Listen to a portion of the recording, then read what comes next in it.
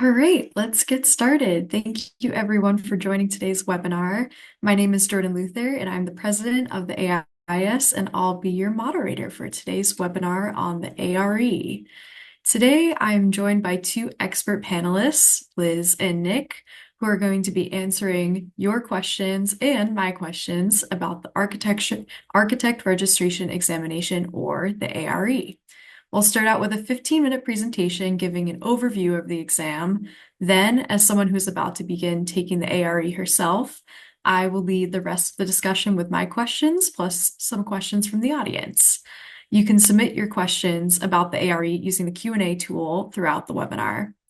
Before we get started, I'd like to ask the panelists to briefly introduce themselves. Liz, we'll start with you.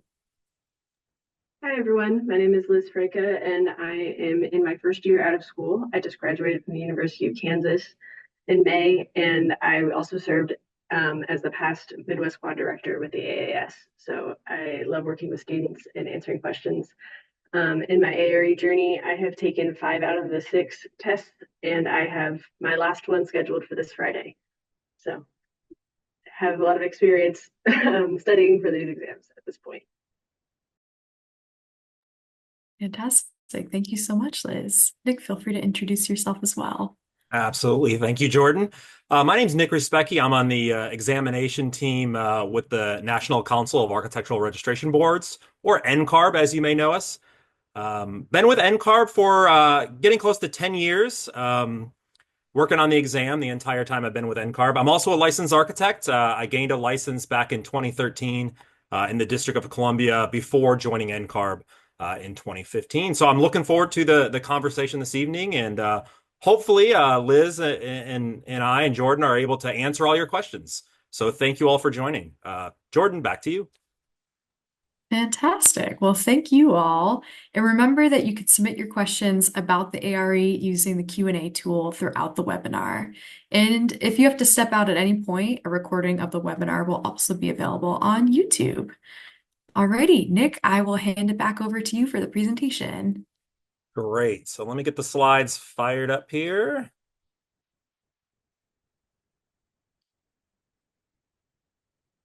Okay, Liz, Jordan, give me a thumbs up if you're seeing everything on your side. Okay, thumbs up. That's the okay, I'm ready to go. Okay, destination architect, what you need to know about the examination. So hopefully you all are here today because you want to learn a little bit about the ARE, or the Architect Registration Examination, or maybe you have no idea what it is and you're thinking to yourself, I better figure out what it is because I want to be a licensed architect one day. So first thing, and I mentioned at the beginning of this, so I'm with the National Council of Architectural Registration Boards. I would assume that most of you are familiar with NCARB, but if you're not, I'll give you a little bit of background on who we are. So we are the membership organization for the state and jurisdictional licensing boards.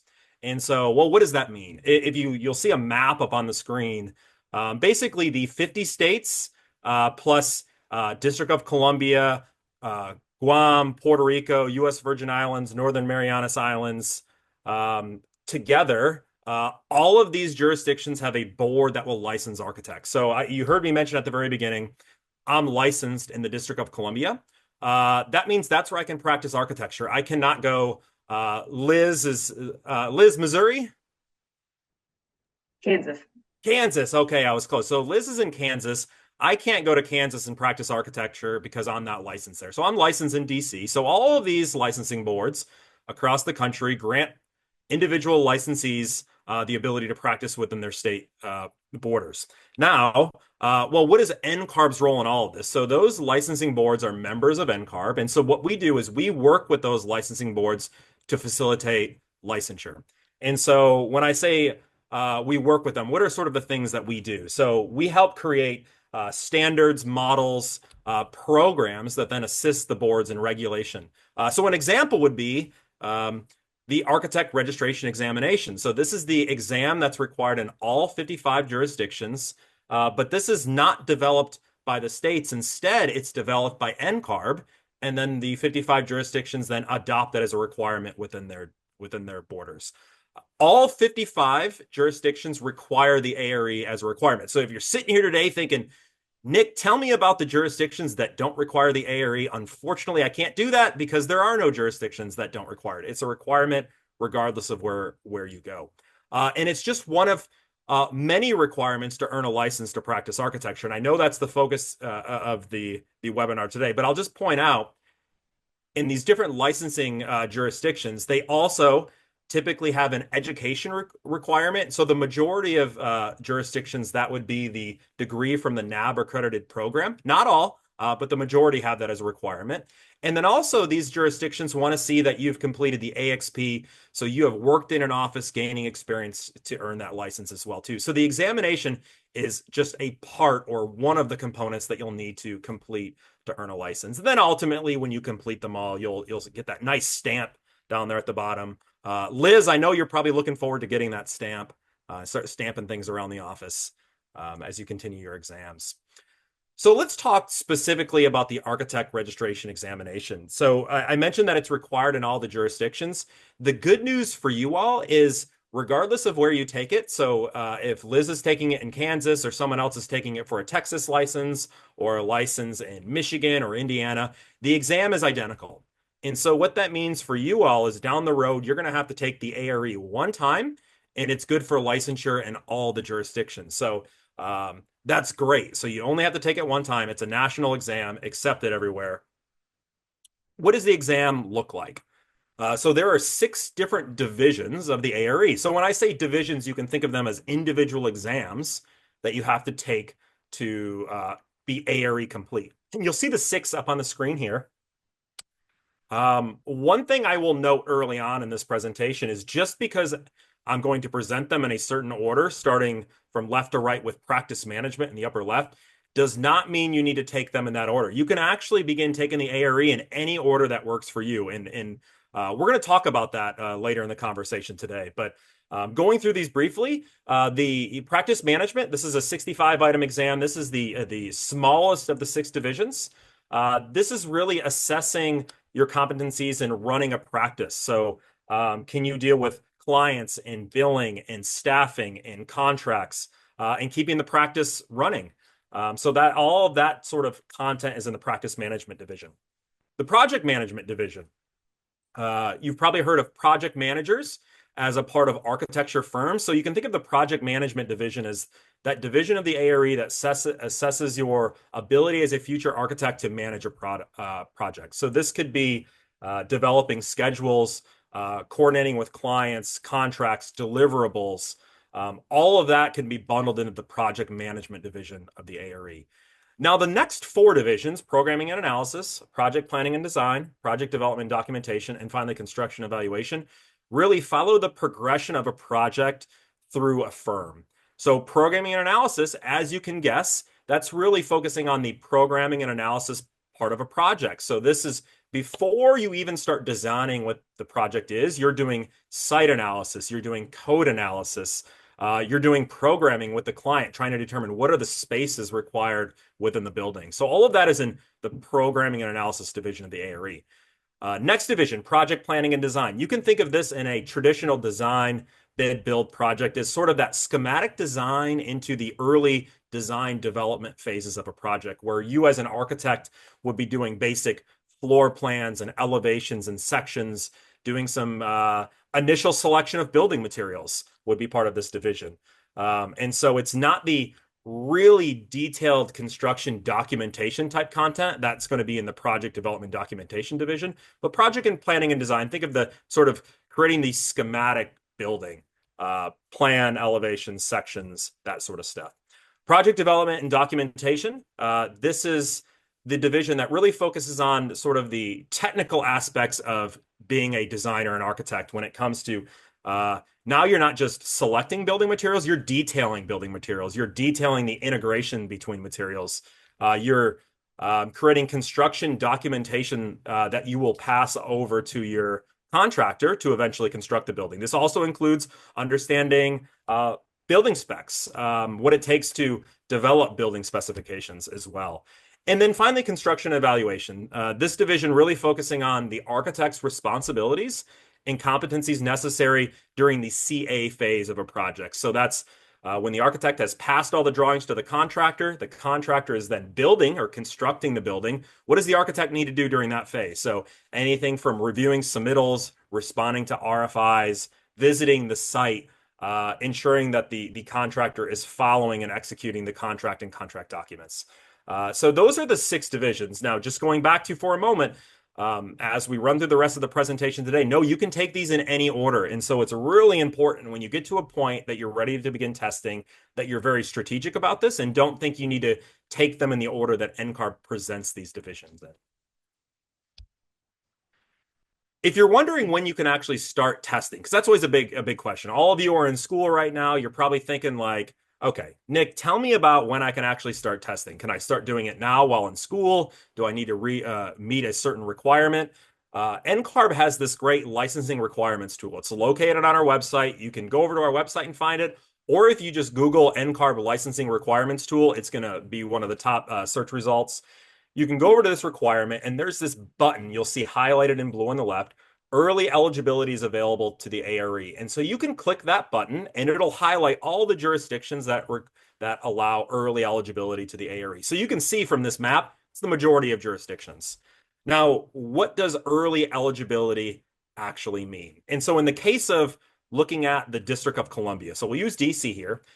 So when they define is early eligibility available for the ARE, the answer is yes. And they basically define as candidates can begin taking the ARE after completion of the jurisdiction's education requirements. So then if you're thinking, okay, well, I need to know the education requirements for DC.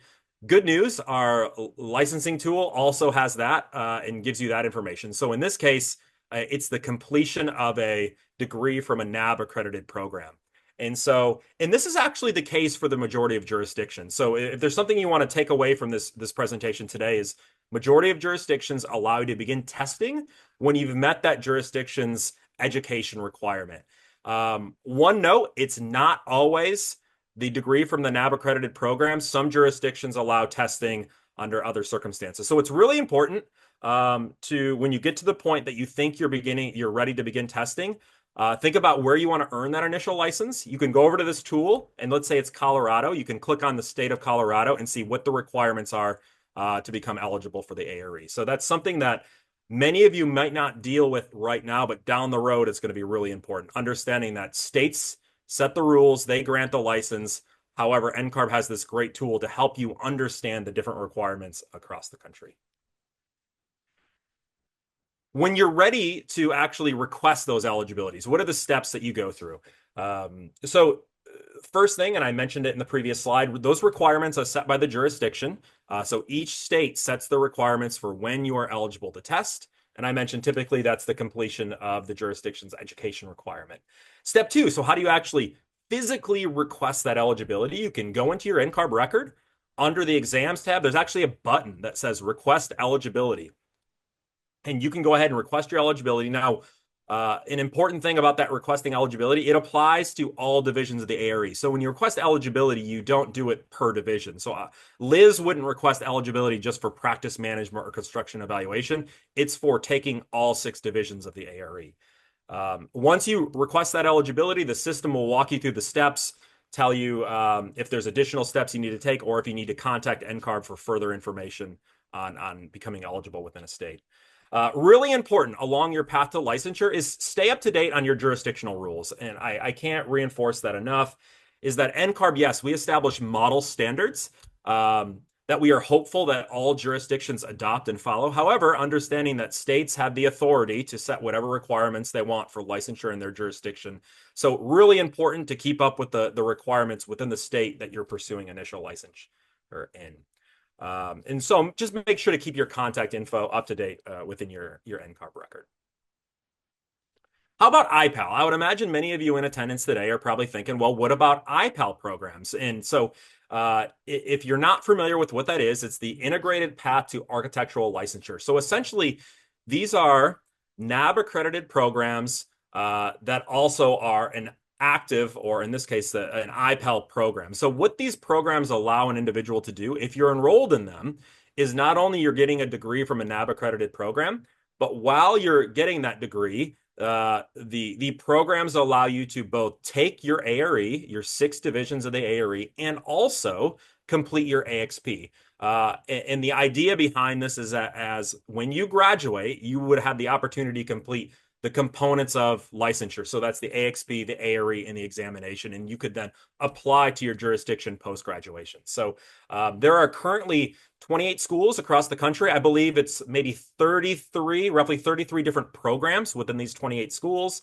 And that's really important too, because NAB does not accredit schools, it accredits programs. So some schools have more than one program that's actually approved for IPEL. So that's why there are 28 schools and 33 programs. And then you'll see 3 currently are in development as well. Talking a little bit about the ARE structure. So when you're ready to start taking the ARE, what does the ARE look like? So I already mentioned there are 6 divisions. You take the 6 divisions independently. They're different test administrations. When you go to sit for the exam, they're all sort of structured the same way. You're going to expect to see multiple choice questions. So a multiple choice, I would assume most people are familiar with. That's where you'll be asked a question, and then it'll say select one correct response out of 3 or 4 options. That's a multiple choice. We also have check all that apply items. So in this item type, you'll be asked the question, and there will be 6 options, and you'll be asked to select between 2 and 4 of those 6 options to answer the item correctly. And then a hotspot. So a hotspot question is essentially a graphic, and you'll be asked a question about the graphic, and to respond to it, you would click on the graphic. So as an example, imagine you are given a site plan. It has some topography, some trees, maybe some floodplain information, and it might ask and say an individual is designing a residence in a hot, humid climate. They're looking to site the building appropriately. Click on the area of the site where they should locate. The architect should recommend the building be located. And so clicking is a response to a hotspot item. And then finally, currently until April 28th, we do have an item called drag and place items on the exam, but these are actually going away. Beginning April 28th, they're being retired from the exam. So for most of you, you're not going to have to worry about this item type, but it is an item type that we have today. It's a graphic-based item, and it involves dragging design elements onto a background image. But again, most of you are not going to have to worry about this because they're only around for a few more weeks here until late April. We also have what we call case studies on the exam. So what a case study is you'll be presented with a scenario and some supporting resources. So what do we mean by supporting resources? That could be anything from a building code to a program, to a cost estimate, to a schedule. And so with those resources in the scenario, you'll be asked questions about those and you'll have to answer. Currently, the ARE has 2 case studies per ARE division. So if Liz was going in and taking practice management, Liz would expect to see 2 case studies, 2 separate case studies, each with several items associated with each. On the bottom of the screen, you'll see a graphic about the general structure of the ARE.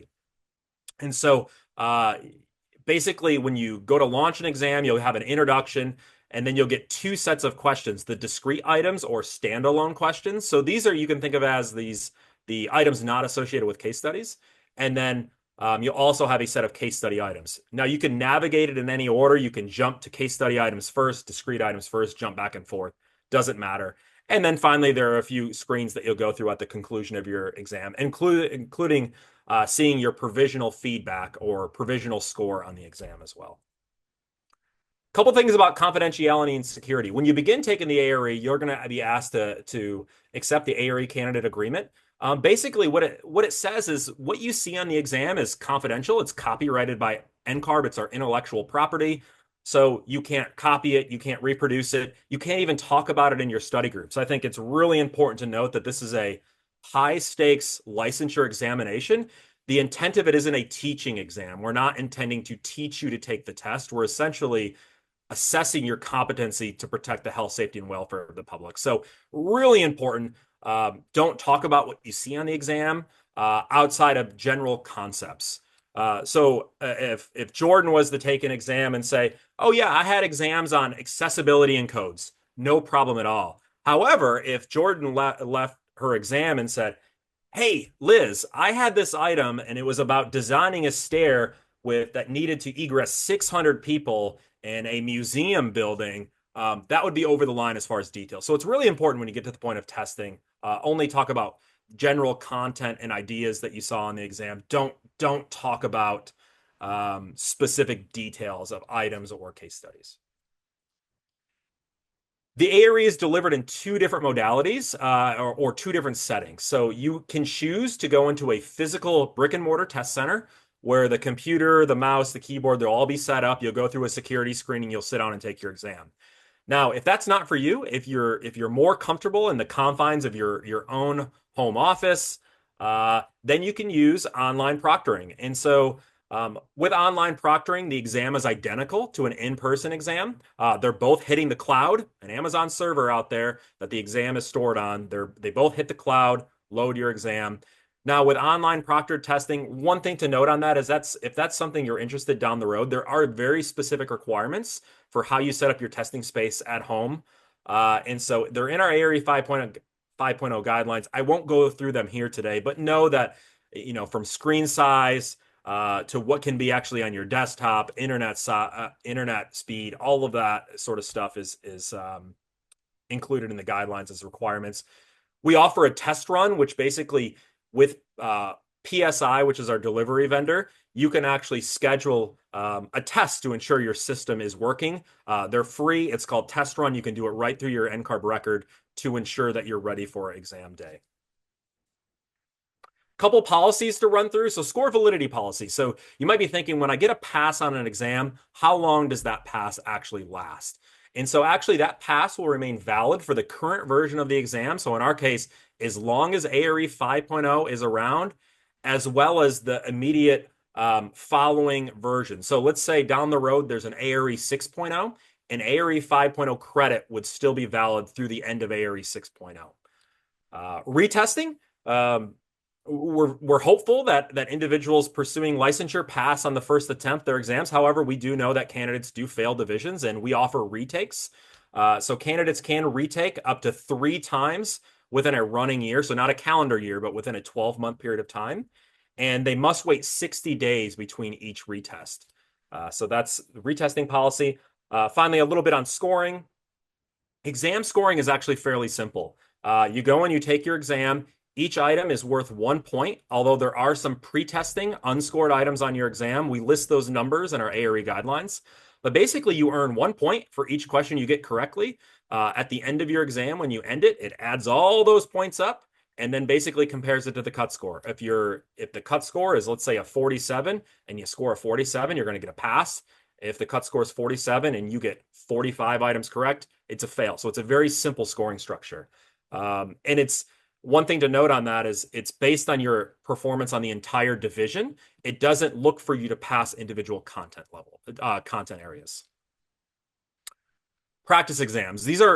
We rolled these out several years ago, and they have made a huge difference in the performance of candidates who use them. Right now, we're tracking with about 80% of candidates using our free practice exams. We hope that we want to see that number closer to 100. These practice exams were developed using a group of volunteer architects, just like our actual live examination, following the same process, using the same requirements, the same structure of items, using the same delivery software. All of it's identical. And the idea behind it is we want to mimic as much as possible the experience you're going to see on test day.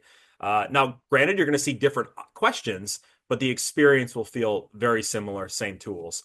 We've obviously collected the data to see the impact that these are having on candidates, and we see significant increases in pass rates for candidates that are taking these free practice exams.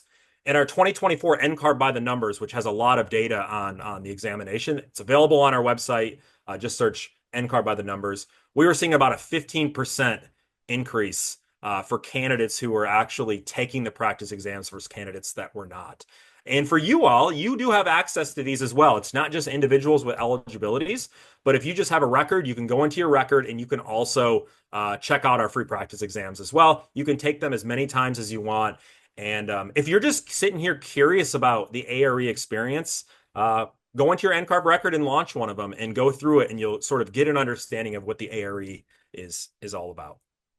We have some other resources. We have an ARE 5.0 community. It's basically an online forum where you can find study groups, find virtual support from other individuals. talking about what study materials work best.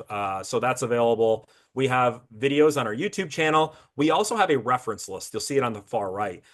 These are the books used to author items on the ARE. And so this is available in our ARE guidelines, but basically it's straight to the source. We get the question all the time of where do these items come from? Well, we use volunteer architect item writers, but they go to these academically and professionally accepted reference books to author their items. So some of these might actually look familiar to you all, graphic standards. Francis Ching, our volunteers love using Francis Ching, Building Codes Illustrated, and so forth. So Building Construction Illustrated is another one. So that's available in our ARE guidelines. That's what the ARE guidelines look like. It's a long document. I would say if you're not ready to begin preparing for the ARE, I wouldn't worry about flipping through the document. It's a long document. I think when you think you're about ready to begin taking the ARE, this is the first thing I would go and read. It's long, but it actually will help you understand all of the policies around testing, the fees around testing, the content on the exam, how to see your score. Really, it's probably going to answer 99% of the questions that you all have going into the examination process. I'm going to go ahead and stop there because I know, Jordan, you probably have a ton of questions, and hopefully we got some questions that are appearing in the chat, and we can get to those as well, too. So I'll go ahead and stop sharing. Fantastic. Well, thank you so much, Nick, for the very informative presentation. So we're going to go ahead and move into the Q&A portion of the webinar, and I'll get started with a few of my own questions as an ARE candidate, and then we'll move into some questions from the audience that you want answered. So if you have any questions, feel free to enter them via the Q&A tool, and then we will do our best to get to those. So my first question is for both of you, and I want to ask simply, when am I ready to take the test? And we will start with Liz on this one. Hey, so I knew that I was ready because I wanted to get them done, and so that was a priority that I made, is that I wanted to study and get it done. But as far as when I'm ready for study, have I studied enough and I'm ready to take the test? I had read somewhere that if you studied diligently for approximately 40 hours total, whether that's a week of studying hardcore, 8 hours a day, or if you do 2 hours every night for however long that takes you, that's probably about ready to take the test. And then I really want to emphasize what Nick said about the free practice exams. I use those. I took them for the first time in test mode, and use that as my metric. The first time I'd seen those questions, because the practice tests, it's one set of questions per division. So the first time I had seen the questions, it was like I was sitting down for the regular test. And if I had passed that practice exam, I knew that even if the questions are going to be different, I knew that I could apply what I knew to those concepts that were going to be the same. And so if I can pass the practice test, I knew that I was ready to sign up. And I'd keep studying a little bit in the interim, review what I'd missed. But yeah, if you pass the practice test, you can pass the real test. Yeah, Liz, fantastic advice. I was going to say that as well, too. The practice exams are a really good gauge if you think you're actually ready. So you're going to reach a point. And I think the first thing, make sure before you even gauge whether you're ready to take it or not, make sure you even meet the eligibility requirements in your jurisdiction. Because even if you feel ready, and in Liz's case, let's say the state of Kansas says, Liz, you actually can't even take it yet until you finish your education, then, kick back a little bit and don't stress yourself out too much about it because you can't actually even take it yet.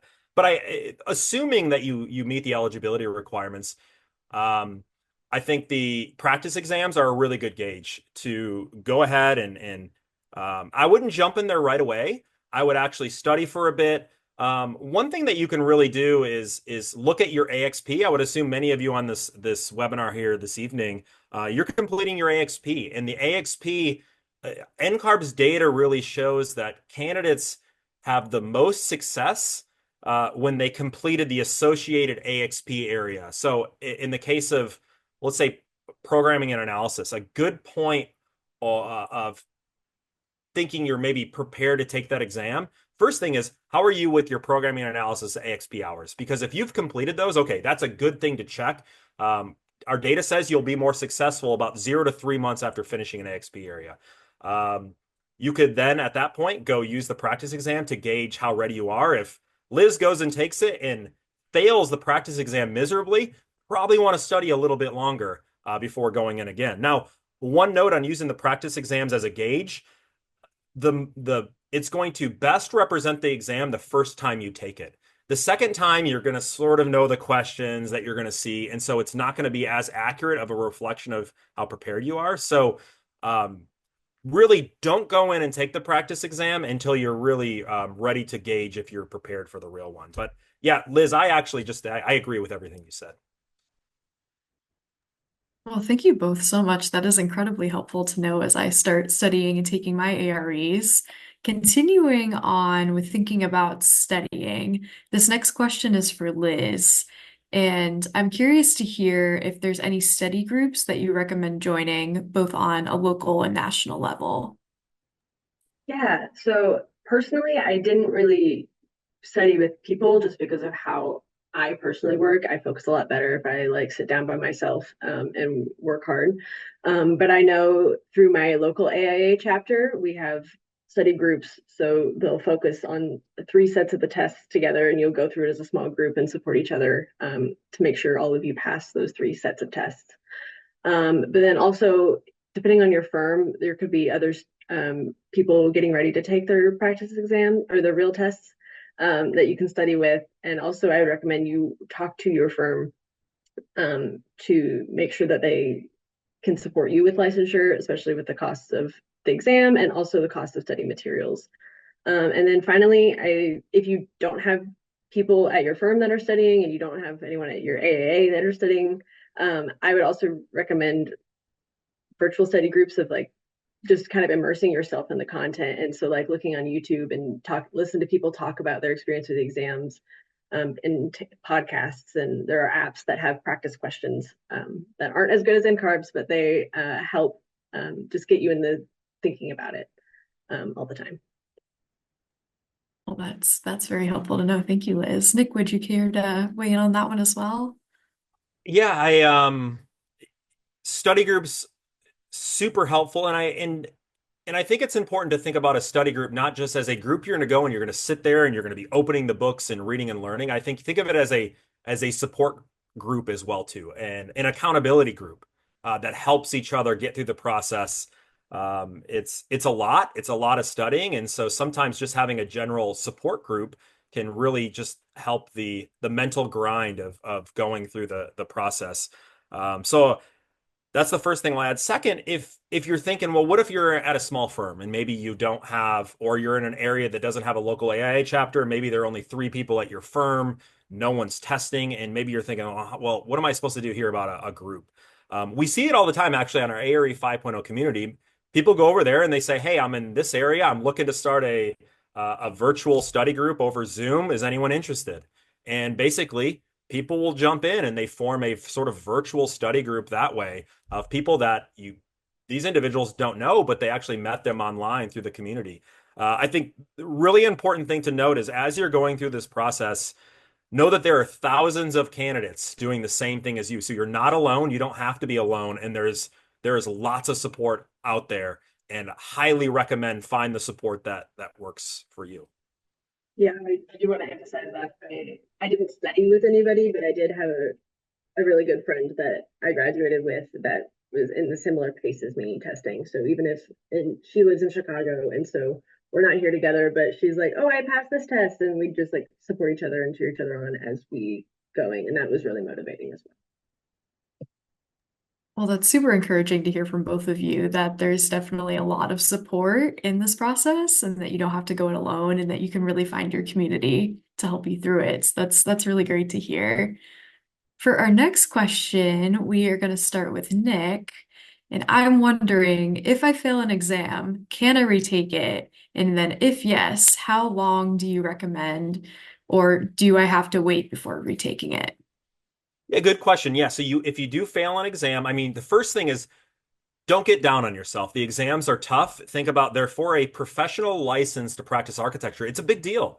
And so if you do fail an exam, back to being not alone, a lot of people fail exams. They go on to be really successful, great architects. And so it's not the end of the world.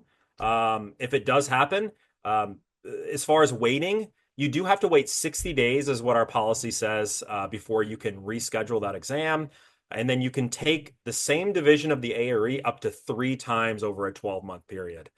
So you can. There is no shame in failing an exam and retesting. I think if you do fail a division, and I didn't have this in the slideshow, but our score reports that you're going to be provided are going to provide you with some really helpful information when you go to prepare for a retake.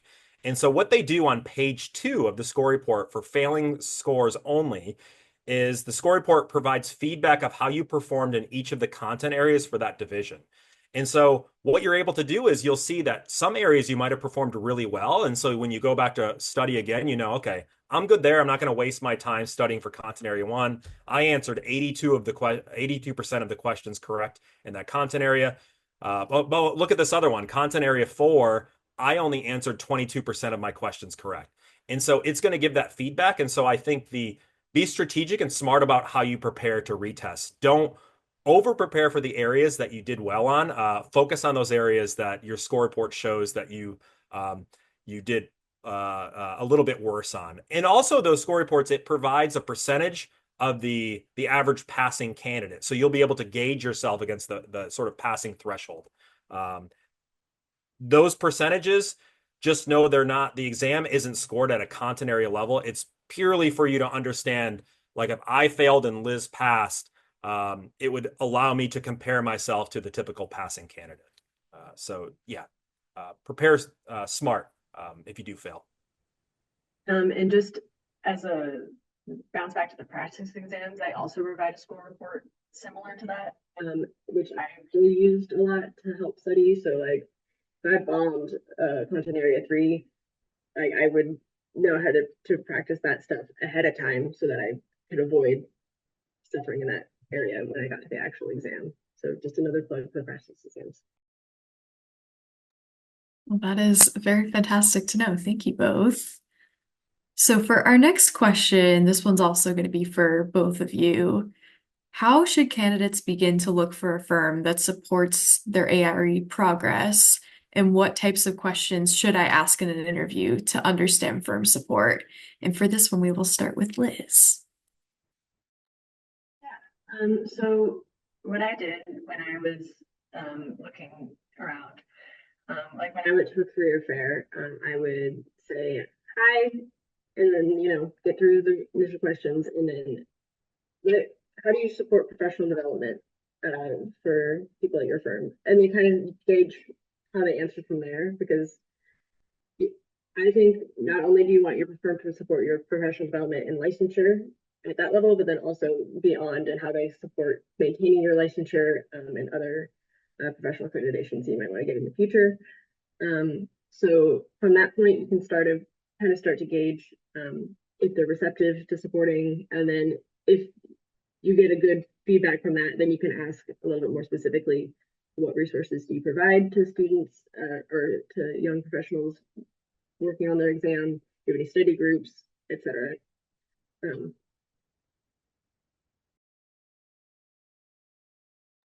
Yeah, I can add to that, Liz. So I think there's sort of different categories of support that you could ask your firm about. So the most obvious one is, do they provide any financial support? And so when I say financial support, that might be reimbursement for past exams. Maybe they reimburse for all exams regardless of pass.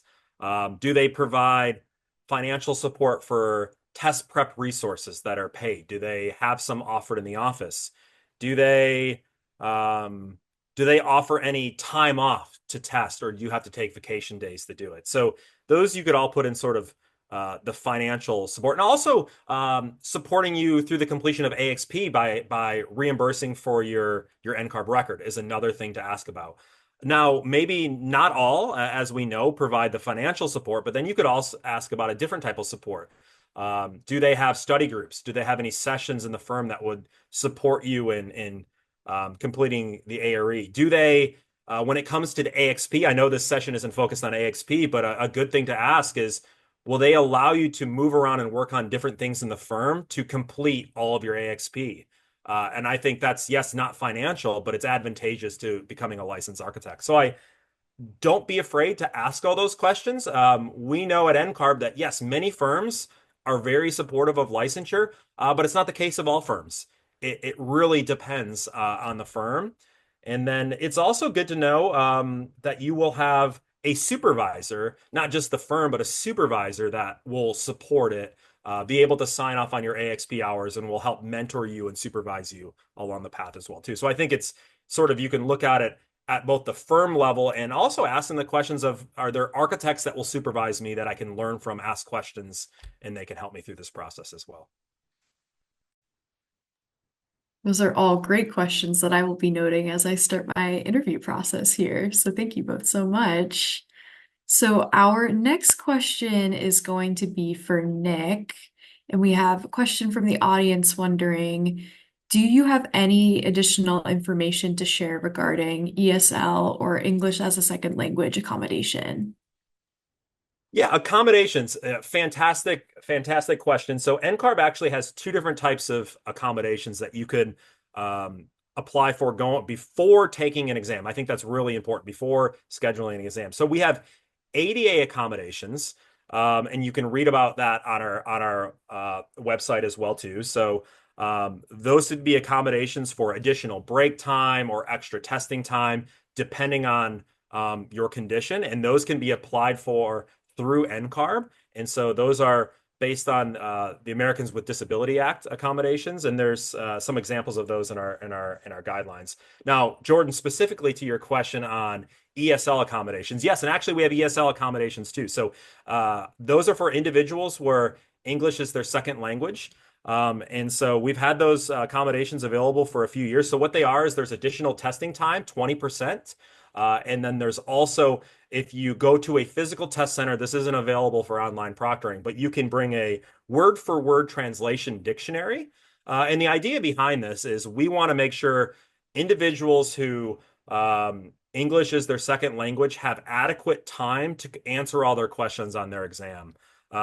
Several years ago, we did an analysis on this, and basically what that analysis told NCARB is individuals where English was their second language were struggling to finish their exam, struggled to get through all the questions because of reading all the items. So what we've done is we're trying to make it fair to them to be able to answer all their questions. And so 20% additional time is one of the requirements. That can also be applied for through NCARB. You'll find the documentation on our website as well as what you need to do in our ARE guidelines. But yes, two different types of accommodations, ESL accommodations and ADA accommodations. So those can both be applied for. Make sure you do it before you schedule your exam. That's really important because we can't retroactively apply them to an already scheduled exam. Well, thank you so much for the information, Nick. And it's great to hear that the exams are accessible and are working on becoming even more accessible. That's fantastic. Our next question is for Liz, and we have another audience question, which is, what is the study material that we can start with? So what do you recommend starting with for study material? I think that really depends on what's accessible to you as you're at your firm. So I know my one friend has Black Spectacles at her firm. Another firm that my other friend has is Amber Book. I personally use PPI to pass, just because that's what my firm had accessible to me. But I also think that it depends on how you like to study. So I know Amber Book, from talking to my friend, is a lot more like video-based content and working through like modules, and it's fed to you a little bit more like clear cut. Where PPI to pass, I was basically reading a textbook and taking notes on the textbook. And that worked really great for me because I like to read and I like to take the notes and then I read it again and then I'm ready to take the practice test just because of how my brain works. But I think it's just very different depending on how you like to study. So I just do a lot of research. And like when I was starting to get ready to take the test, I spent like a whole month just like learning about the test itself and not worrying about actually studying for any particular division and just trying to get my head around it and figure out what resources I should be using when I started studying. Thank you, Liz. Would you like to weigh in on that one as well, Nick? Yeah, just briefly. So obviously NCARB, we do not endorse any specific third-party test prep. However, as Liz said, there are a lot of options out there that outside of what NCARB offers. And I think if you're curious about how good some of those resources are, you could go over to our community and just ask, what is everyone using to study? What does everyone think of black spectacles? Black spectacles? What does everyone think of Amber Book? And you can get feedback that might be beneficial to you when making a decision on which third-party test prep you want to use. What NCARB provides, and I mentioned it in the presentation, so we have a reference list of books in our ARE guidelines that actually lists where all of our items are coming from. And so they're the commonly cited reference books, Architect's Handbook of Professional Practice, Graphic Standards. There are some Francis Ching books. We also list all the AIA contract documents that are used to author items. So that's a good place to look. And then obviously and maybe I'm biased because I work for NCARB, but I feel as though our practice exams, and I know we've talked about them a lot, are the most accurate representation of what the real exam is like because they follow the same development process. They use the same standards, the same testing software. Everything is the same when it comes to how they're constructed, and they'll give you the best representation of what you can expect to experience. So, and obviously we have our ARE community. We have some YouTube videos as well. So NCARB also offers quite a few options that are free. But yes, Liz, there are also a lot of third-party test prep available as well too. Thank you. I will definitely be taking the practice exams. They sound like they're extremely useful. So our next question is also going to be for Nick. So another question from the audience, has the 5-year rolling clock been eliminated? Yeah, so it's been replaced by the score validity policy is the new policy that's going to apply to everyone here. So basically, you don't have to worry about the 5-year rolling clock. Instead, the score validity policy basically says, so if Liz takes and passes an exam today in ARE 5.0, that exam will stay valid for the remainder of ARE 5.0. So if ARE 5.0 lasts another 5 years, it's going to stay valid that entire time. Now, when NCARB moves to whatever the next version of the exam is, so for simplicity's sake, let's call it ARE 6.0, that credit for that past exam that Liz got in 5.0 will also stay valid through the next version of the ARE. So let's say ARE 6.0. So it's not a time-based like it was previously, the 5 years. It's based on the version of the exam. And so called our score validity policy. It's fairly new to NCARB, and we have some information about that if you have more specific questions. There's information on our website and on our guidelines. But think of it this way, you pass an exam in 5.0, it's good for 5.0 and the next version. Well, thank you, Nick, for all the very thorough information. Our next question is for Liz. And so, Liz, we know that you have taken 5 out of 6 of your exams. Was curious to hear which exam you found to be the most difficult so far. So just a little bit on testing order, just for some background. I did a lot of research, like I said, at the very beginning to figure out what other people recommended. And I settled on doing practice management and project management and construction and evaluation grouped together a little bit because I felt like those content areas overlapped a lot. And I also would recommend when you do start to take exams, be prepared to do them as close together as you feel comfortable doing. So that looks different for a lot of people. Some people, like my friend, did the Amber Book method where she studied for all 6 at the same time and then took them bump, bump, bump, bump, bump. Where I'm taking them kind of at a month-to-month pace. But those overlapped quite a bit. I felt like construction evaluation so far was probably the most challenging, just because I noticed that it had content that focused a little bit more on project development and PPD and PDD test questions that I hadn't quite gotten to yet. It startled me. But then I had taken programming and analysis and PPD, and so Friday I have PDD. And I think those last 2 are intimidating because they're large. But I think if you just take it slow and do what you got to do to study for them, and I studied for those last 2 together as well because I felt like the content overlapped quite a bit. So do what you can to kind of chunk the tests together to make your studying more efficient, because that way you're not studying and then forget about your content and have to restudy the same thing to get ready for a different exam.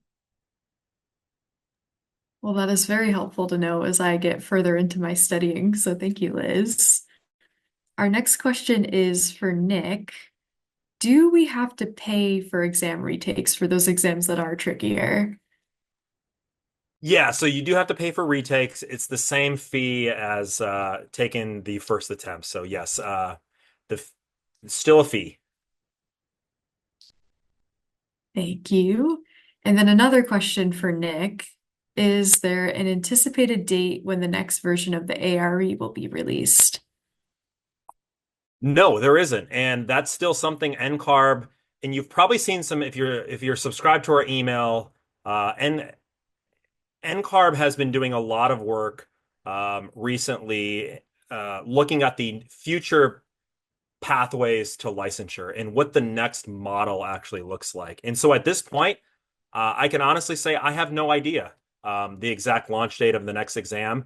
Us at NCARB, we don't even know what it looks like at this point. So I think for you all, don't feel like because there's some change coming down the road that you're going to kick the can on testing.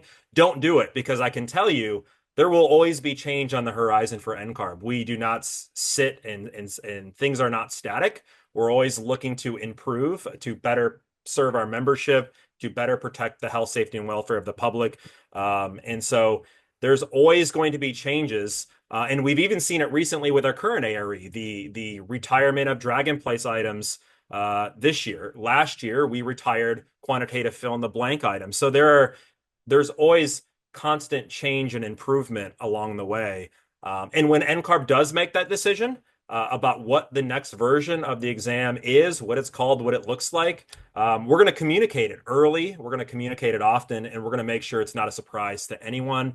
And we're going to give everyone enough lead time that they can plan accordingly with their testing schedule. So, Jordan, unfortunately, I don't have a date on that, and it's because NCARB doesn't have a date of when the next version of the exam will launch. We don't even know what it will look like just yet. We will stay tuned. Thank you, Nick. So I think we have time for one more question and then we're going to head into wrap up. So our final question for the day is, how different are the retakes between the first time you take the test? I think this one will go to Nick as well. How different? And I'm assuming, will you see the exact same exam the second time you take a retake? I guess, Jordan, if I'm reading that correctly.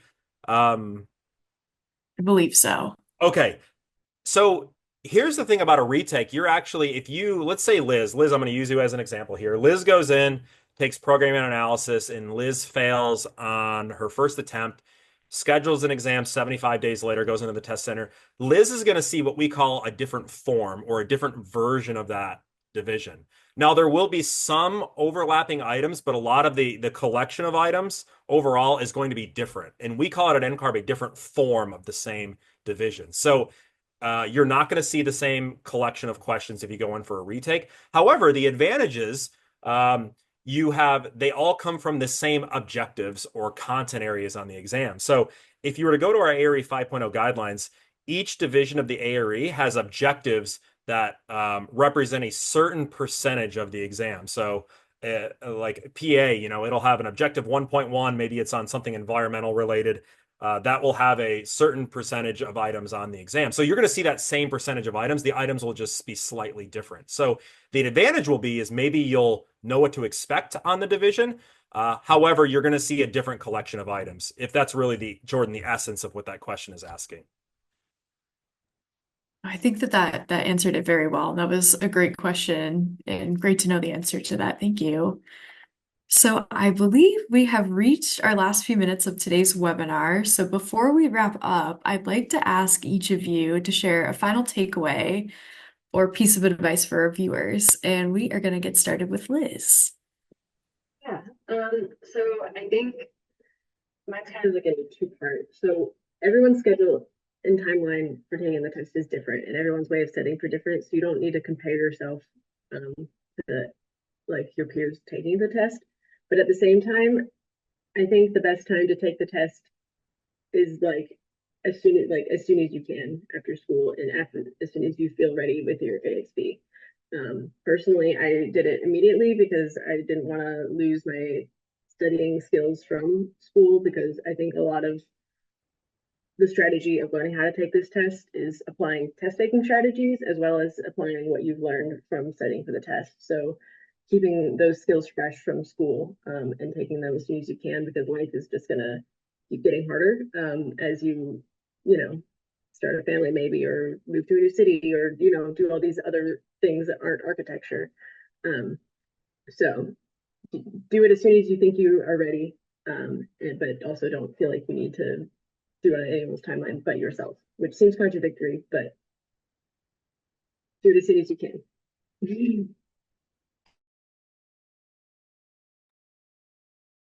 Yeah, and I can add a little bit to that, Liz, because I think that's a really important point.